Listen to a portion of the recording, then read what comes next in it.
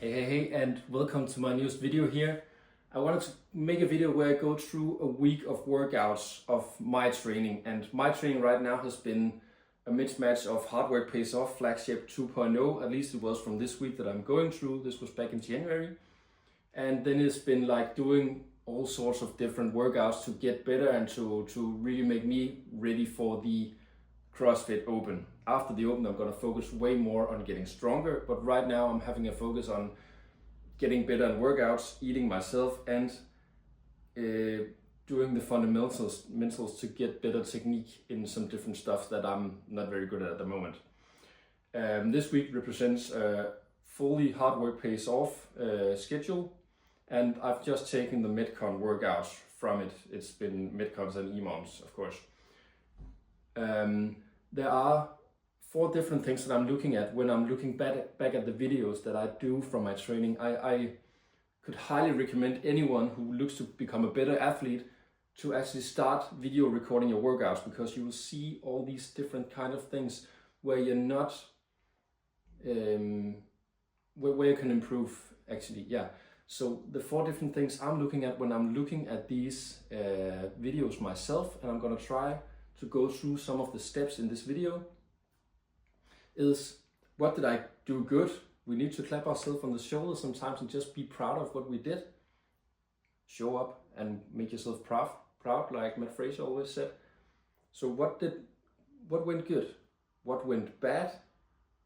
Meaning, what could I really do to help me skyrocket in some way? So let's look for the worst kind of thing that we did this workout. What was the worst thing? What was the bottleneck that held the workout and the repetitions back? Okay. What did I learn?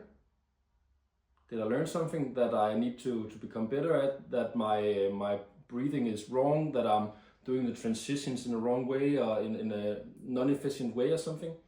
And then number 4, what will I do different next time? If we need to find one thing that we can do different next time we do something that looks like this kind of workout. Maybe it's to transition better. Maybe it's to not be as fast-paced from the beginning. Maybe it's something else. So what went good? What went bad? What did I learn? What will I do different next time? Those are the 4 things that I'm looking at when I'm looking at my own workout videos. So I'm going to look into the screen now, and I'm hoping you will follow. And this is going to be exciting. Okay, so the first Metcon of the week, this was Monday, was a 6 dumbbell box step over. It was 5 single arm dumbbell hang power snatches on each arm and 15 wall balls. So already here I can see that this is a bit heavy of dumbbells for me at this point in time. I could step a bit lower over the box. And I remember the workout, I had not done that many box step overs at that point, so I wasn't really dialed in on where to put my feet and stuff like that. And I'm not really doing hang power snatches, I'm doing them from the floor. I don't think I read that workout description well. And I can see here that I'm not fully putting my arm up after each repetition. Some of them are good. The first couple of ones were not good in the snatches. Something I learned at some point before wall ball sits is that this is not a movement where we can do any breaks at any point. So we're constantly working, and we can't do them any faster or slower than we're doing. We can speed it a little bit up, but there's not much time for breaking. So if we break, we need to put the ball down and stop the workout completely, or we take a bit of a breathing before we start. Here I had to throw down the ball because I was out of breath. So maybe this could have been better by taking another breath before I started, or maybe this was just a planned thing. I don't remember. So next day was an EMOM 20, 15 cal row and 50 double unders.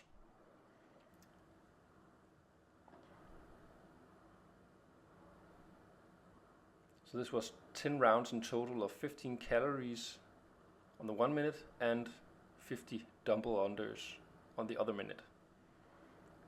I remember this, that I actually broke the double unders up in 2 for most of the sets not by choice. I had some where I got the full 50 and I got some where I chose to take a break around 30, 35 double unders or something like that. My calorie pace on the rower was usually around 12 or 1300, I think. And I've been laying there for quite a while.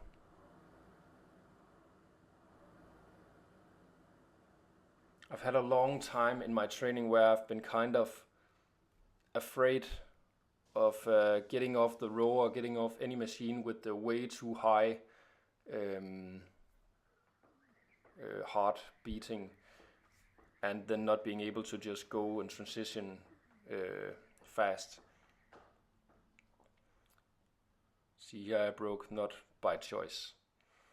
So my double unders, as I can see in the video, is something that I can learn. I'm using my shoulders quite a bit, and I'm just like, I'm not relaxed. That's easy to see. I'm not relaxed in my arms at all.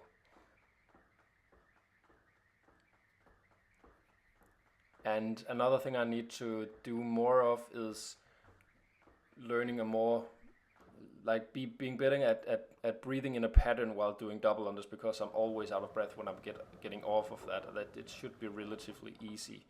So I'm using my arms way too much, and then I'm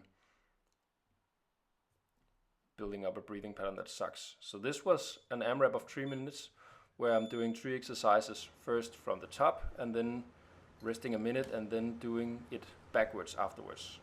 So first on the assault bike, I'm still working on liking the assault bike. A lot of people don't like it. I'm starting to like it because I've been doing it a lot the past year or so, or past half year maybe.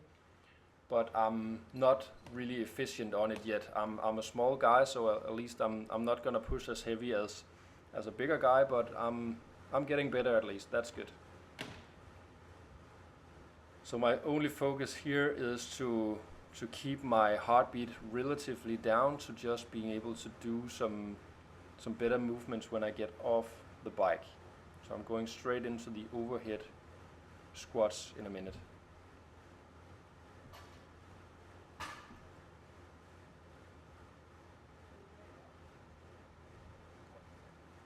I'm just waving hi to someone. And I remember the first rep right here, it was just like my legs weren't working because I just came off the bike, and it was very, very insecure, the first one. The next ones got pretty good. Another good thing of doing videos of your own training is that I can easily see here that the bar is not even, and that's because my back is not even. I have a slight twist in my back, which I'm starting to work on a back program soon. So done with the overhead squats and straight into the burpees.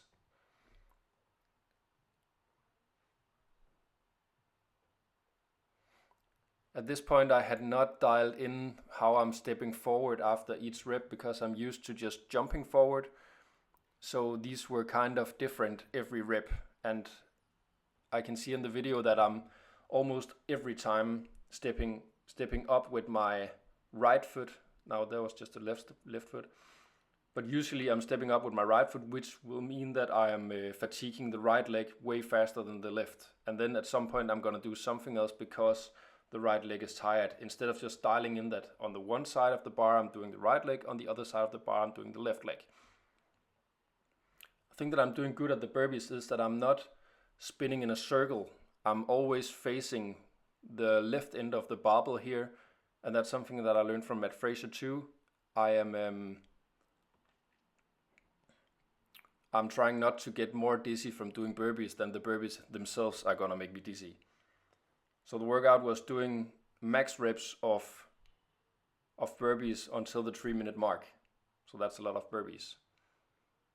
Actually, I'm keeping a good pace, I think, for my skill level. And then another thing I'm working at in the breaks is not just falling down, trying to stay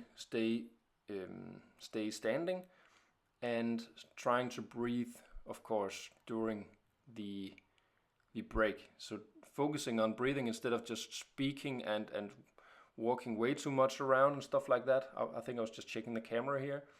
Focus on breathing and getting some oxygen down to my stomach, and then getting ready for the next round.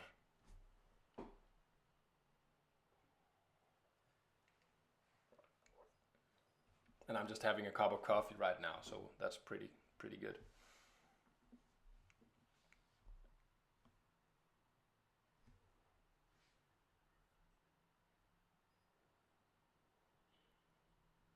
So just getting, I have like a fetish of always having the machines ready for when I'm about to use them, instead of starting them from closed down. Okay, so the next round is starting now. The overhead squats, and the legs are kind of weird and wobbly under me. I think the workout was actually like 60 kilos in the overhead squats, but I haven't done a lot of workouts with overhead squats. I think I came from the era in CrossFit after the overhead squats were everywhere. So I've never gotten really strong in them, and that's actually one of the things that holds me back in the snatch. I'm not that strong overhead, so it's definitely something that I need to learn on, to focus on and getting stronger at.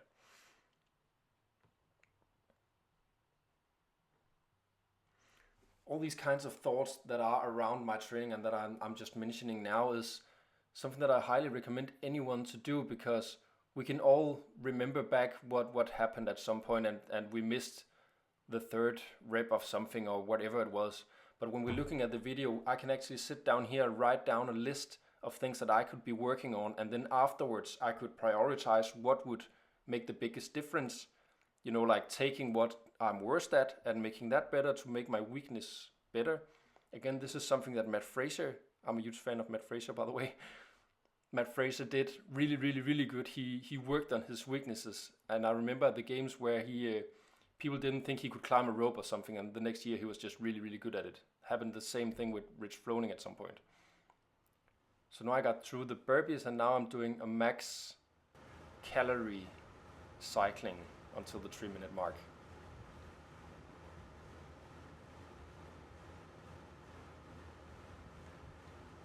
Something that always surprises me when I'm watching myself on an echo bike is that I remember this specific workout. I was tired at this point and I was heavily breathing, and right now it just looks like I'm chilling away and just doing like a slow pace thing on the bike, so it just doesn't look that good. This is one of the trainers of my gym. He's really smart.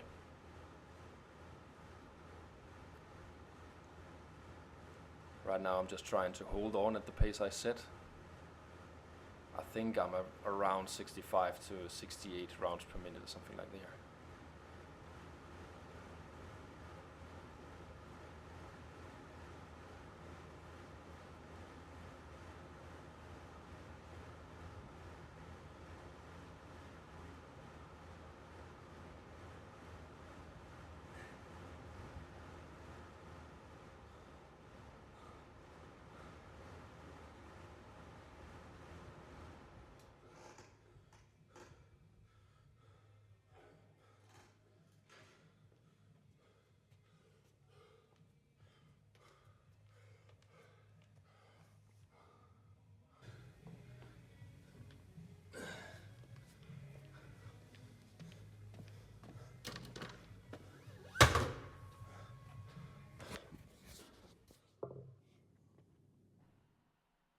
Okay, so the next workout here was from a more or less rest day where I did some zone 2, and this is an AMRAP for quality, which is mobility exercises. I love these kinds of things.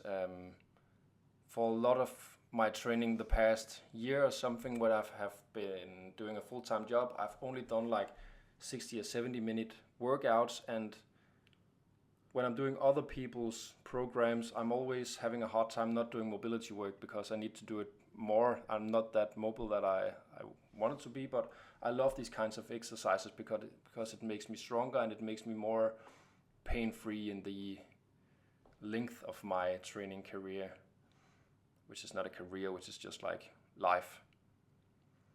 So I love doing these kind of things, and I love being strong in all these different positions, and I love doing this kind of stuff.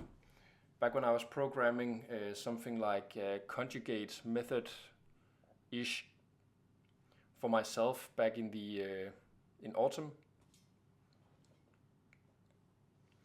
I did like 5 or 10 minutes of mobilization exercises and getting stronger in my hip, stuff like that, at the end of each session. So like 5 days a week, I did 5 to 10 minutes of mobilization exercises to get my stronger hips and stronger knees and stronger joints in general. So I just love that kind of stuff. This is the first time I'm doing this step back kind of lunge, so I'm not that good at it. That doesn't matter, I can get better and I can become more flexible.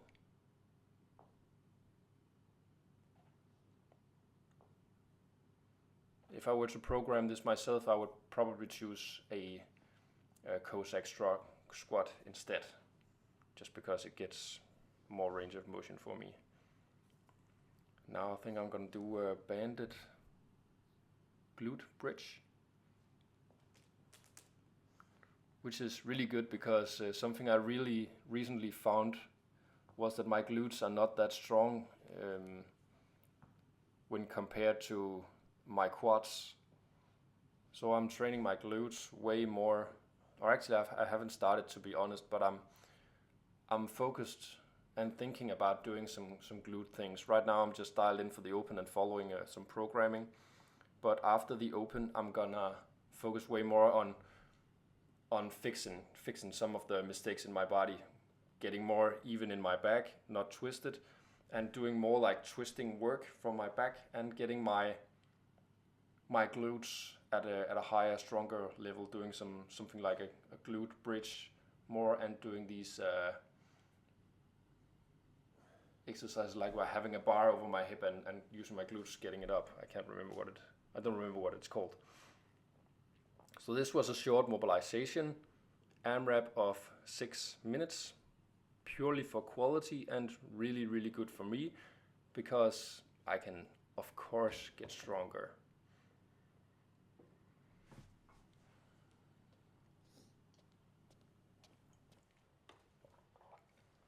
Next part of this session today was a zone 2. I did like 30 or 40 minutes of this and was just listening to a podcast and just having a great time, keeping my heart rate quite low. I don't wear a heart rate monitor, but I used to wear a HWPO armband, and when I was using that I found out what kind of wattage I need to be trading on the bike to keep my heart rate in the zone 2. So I'm using the wattage that would keep me right in the middle of zone 2, not at the top end or not at the half end. Of course I'm getting fitter all the time, but this is the easy way of doing it. This is also something that I would do way more with a lot more time to just train. I think zone 2 is really, really making sense to do because you train your heart to beat, and it just makes sense to me. Okay, let's see what happens now. We're gonna do a Metcon of AMRAP 8, 10 bar facing burpees and 5 clean and jerks at 60 kilos.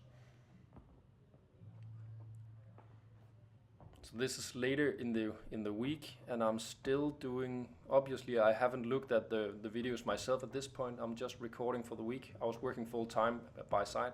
So what I mean is that I'm still stepping forward with the right leg after each repetition. What I do good here is that I'm keeping when I jump over, I'm always looking to the right side of the barbell here.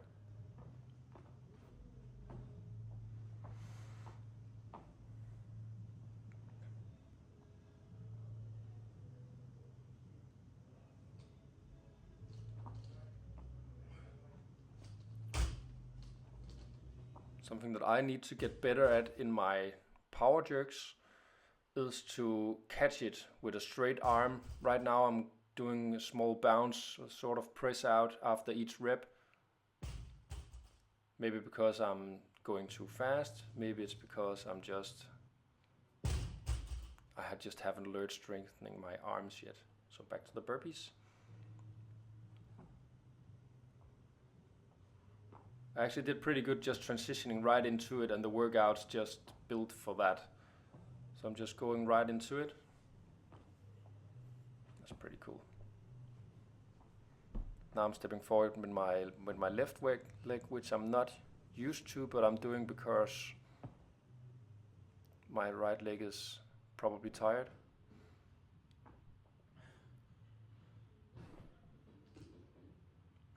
Yeah, that's another thing I need to do, and when I see videos like this is a waste of time, and it's a waste of, if I were to take a break, I should just stand up and get more oxygen in. So I need to get some of these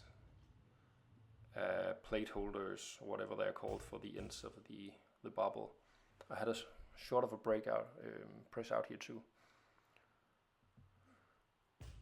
So the most important part I learned about this workout is to familiarize myself more with stepping forward with alternating legs after each burpee. And maybe to find a rhythm for the workout before I start the workout, because every set of burpees and every set of clean and jerks were different here.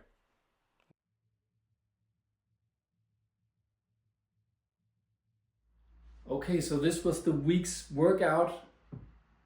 I have been rambling on for like 20 minutes right now. I hope you saw some value in this, and at least I like to just, actually I really enjoyed just looking at my workouts like in a straight line instead of just watching everyone after each session. So maybe I will learn from this video that I can take the videos from the week and just set like a 30-minute or 60-minute block up for myself in the weekend or at some point, to just look at the videos and just write down on a notepad what I could do different and what would be prioritized to be the most important thing to be working on in the future. Thank you for watching, and I hope you will have a great day out there. Maybe write in the comments what you took out as a takeaway from this video. Thank you.